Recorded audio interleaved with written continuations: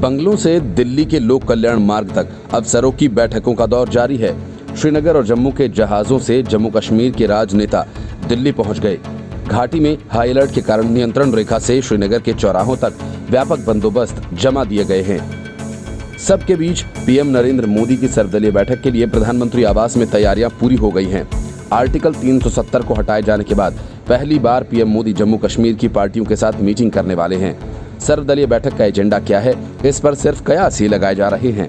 प्रधानमंत्री मोदी और उनकी सरकार ने इसके लिए एक बड़ा होमवर्क किया है। प्रधानमंत्री आवास पर होने वाली सर्वदलीय बैठक से पहले जम्मू कश्मीर के पूर्व मुख्यमंत्री महबूबा मुफ्ती, फारूक अब्दुल्ला और गुलाम नबी आजाद दिल्ली पहुंच गए हैं। वहीं बीजेपी की नुमाइंदगी करने के लिए पार्टी नेता कविंद्र गुप्ता, निर्मल सिंह और रविंद्र रैना दिल्ली आ गए हैं। हालांकि सभी को बैठक के बारे में सिर्फ संभावित जानकारियां ही बताई गई हैं। दिल्ली में होने वाली सर्वदलीय बैठक से पहले कश्मीर घाटी में सुरक्षा के पुख्ता इंतजाम कर दिए गए हैं। सुरक्षा एजेंसीज ने ये आशंका जताई है कि दिल्ली में होने वाली बैठक से पहले आतंकी किसी वारदात को अंजाम देने की कोशिश कर सकते हैं। इसके अलावा पाकिस्तान की तरफ से भी नियंत्रण रेखा पर कोई साजिश हो सकती है। ऐसे में एहतियात के तौर पर एलओसी और सीमा के फॉरवर्ड इलाकों में सख्त निगहबानी की जा रही है। वहीं किसी विरोध प्रदर्शन की आशंका में श्रीनगर के संवेदनशील थाना क्षेत्रों रैनावाड़ी, खान्यार, सफाकदल, कराल खुर्द, एमआर गंज और नौहट्टा में पुख्ता सुरक्षा बंदोबस्त हो गए हैं। सभी के साथ राज्य के हालातों पर केंद्रीय एजेंसीज की नजर बनी हुई है।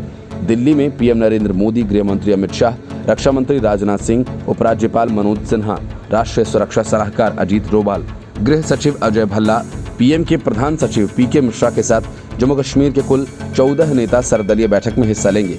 बैठक में मुख्य रूप से जम्मू कश्मीर के राजनीतिक हालात, विधानसभा चुनाव कराने संबंधी स्थिति, राज्य के पुनर्गठन, परिसीमन निर्धारण, पूर्ण राज्य के रूप में जम्मू कश्मीर की दर्जा बहाली समेत कई अन्य मुद्दों पर चर्चा हो सकती है। प्रधानमंत्री की बैठक से पहले श्रीनगर से रवाना हुई महबूबा मुफ्ती ने कहा कि वे खुले मन से दिल्ली में बातचीत के लिए पहुंची हैं।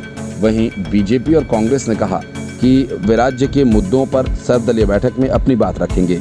Peoples alliance for Gupkar declaration के नेताओं का कहना है कि अगर बैठक में बात कश्मीर के लोगों के हित में होगी तो मानी जाएगी, वरना हम सीधा इनकार कर देंगे। फारूक ने 22 जून को कहा कि हम कभी भी बातचीत के खिलाफ नहीं रहे। दिल्ली ने बातचीत का कोई एजेंडा नहीं बताया, इसलिए हर मुद्दे पर बात होगी। कश्मीर मुद्दे पर हमारा स्टैंड सभी को पता है। पीएजीडी का एजेंडा सभी को पता है, उस पर कोई समझौता नहीं होगा। इसके अलावा हम सभी राजनीतिक कैदियों की रिहाई और देश के विभिन्न जेलों में बंद सभी कश्मीरी कैदियों को वापस जम्मू कश्मीर की जेलों में स्थानांतरित करने पर जोर देंगे। महबूबा मुफ्ती का कहना है कि संविधान ने जो अधिकार हमें दिया है वह हमसे छीना गया है, उसे लौटाया जाए।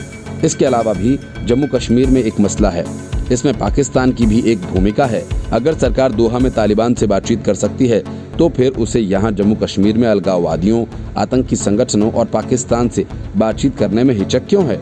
महबूबा ने आगे कहा, कश्मीर में अमन लाना है तो पाकिस्तान के साथ भी बातचीत करनी चाहिए। मैं चाहती थी कि डॉक्टर फारूक ही हम सबका प्रतिनिधित्व करें, लेकिन डॉक्टर साहब ने कहा कि ये न्योता हम सभी को अलग अलग मिला है, इसलिए हम सभी को जाना चाहिए। अगर नहीं जाएंगे तो हम पर वार्ता को नाकाम बनाने का आरोप लगेगा।